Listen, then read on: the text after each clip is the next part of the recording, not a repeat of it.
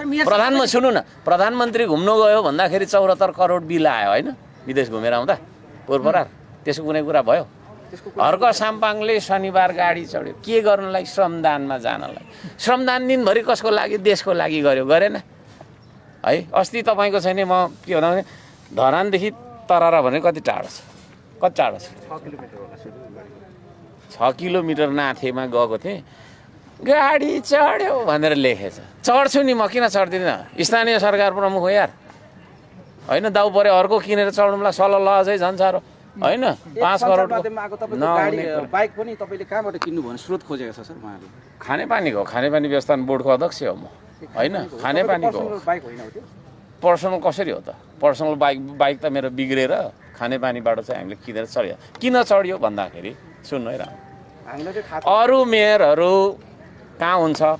तारे होटलमा हुन्छ, तास खेल्दै गरेको हुन्छ, व्यापारीसँग साँठगाँठ गर्दै गरेको हुन्छ, सभा सम्मेलन। हर्क साम्पाङ कहाँ हुन्छ? भिरमा, पाखामा, खोलामा।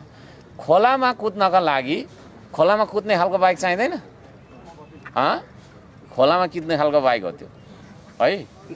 त्यो यस्तो माथि उठेको खोलामा कुद्नु पऱ्यो नि त, खोला जानु पऱ्यो क्या। म बाइक चढेर हिँडिरहेको छु म होइन।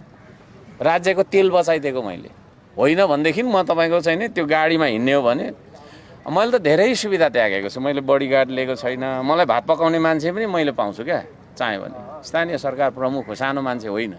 भ्रष्टाचार किन भइरहेको छ भन्दाखेरि पब्लिक नै भ्रष्ट छ क्या। भ्रष्टाचार गर्नुपर्छ भन्ने मेन्टालिटी छ, सोचाइ नै भ्रष्ट छ होइन। 6000 पर्ने प्लेनको भाडा 12000 किन पुग्यो दसैँको बेला? भन्दा ठग्नुपर्छ है, यतिखेरै हो मौकामा चौका हान्ने भन्ने छ कि छैन है। 1000 पर्ने गाडीको टिकट 1500 किन पुग्यो? 500 रुपियाँ चाहिँ किन कालाबजारी गरेको भन्दा यही हो मौका, यतिखेर चौका हान्नुपर्छ भन्ने जुन छ त्यो चाहिँ बेसिक नर्म्स हो क्या हाम्रो नेपाली समाजको।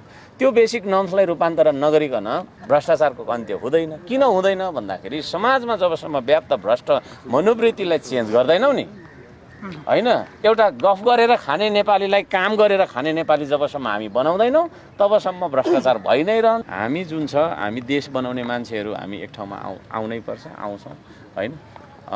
जसलाई देश चाहिएको छ त्यो आउँछ, देश चाहिएको छैन भनेदेखि त जबरजस्ती गर्ने कुरो पनि भएन। भोलि अर्को देशको झन्डा यही भूमिमा फहराइराखेको होइन, त्यो दिनहरू हामीले देख्न नपरोस्। म चाहिँ जिउँदो हुँदा देख्न नपरोस् एटलिस्ट।